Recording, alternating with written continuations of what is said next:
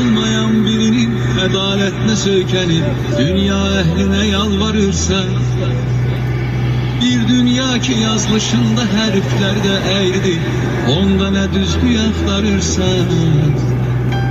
bunlar adamı sessiz atıp giderler, vefayı değerine değmez ne satıp giderler. Bunlar adam sessiz atıp giderler, vefayı değerine değmez ne satıp giderler. Bunlar adam sessiz atıp giderler, vefayı değerine değmez ne satıp giderler. Bunlar adam sessiz atıp giderler, vefayı değerine değmez ne satıp giderler. Ile ölçülüp indi hatta meneviyette, verme yol muradı kararda. Bununla düzeltmediği işler olur hayatta, vefa satılır ki pazarda. Bunlar adamı sessiz atıp giderler, vefayı değerine değmez ne satıp giderler. Bunlar adamı sessiz atıp giderler, vefayı değerine değmez ne satıp giderler. Bunlar adamı sessiz atıp giderler, vefayı değerine değmez ne satıp giderler. Bunlar adamı sessiz atıp giderler, vefayı değerine değmez ne satıp giderler.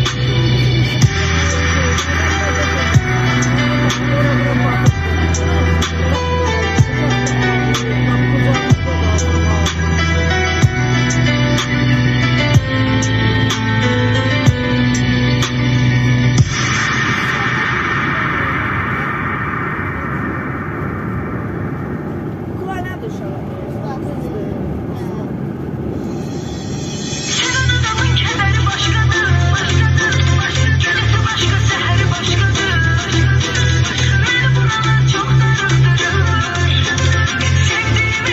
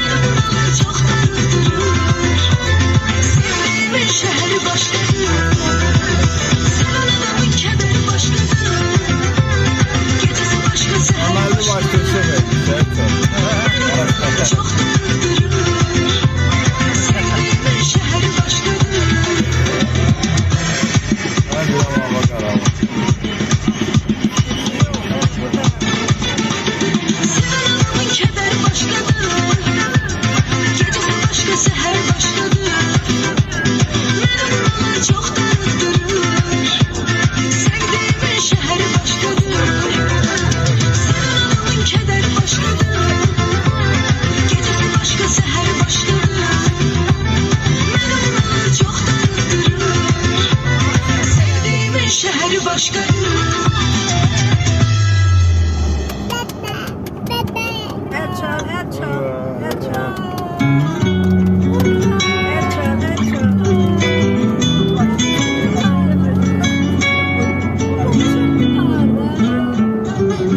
Necə yazdan danışım ki, vəziyyət şaxtalı qışlı. Necə mən bayram edim ki, bir ananın gözü yaşlı.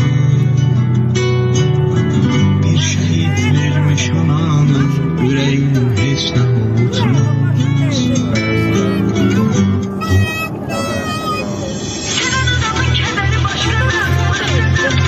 Ak olacak. Başında hep ak olacak.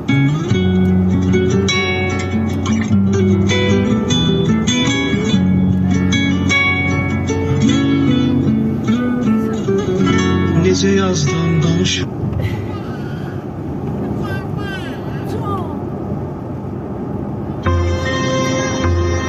İndi cevap ver. O adam hardadır? Saçıma oxşayan, nəfəsimlə nəfəs alan, məni hər kəsə qısqanan o adam hardadır? O adam hardadır?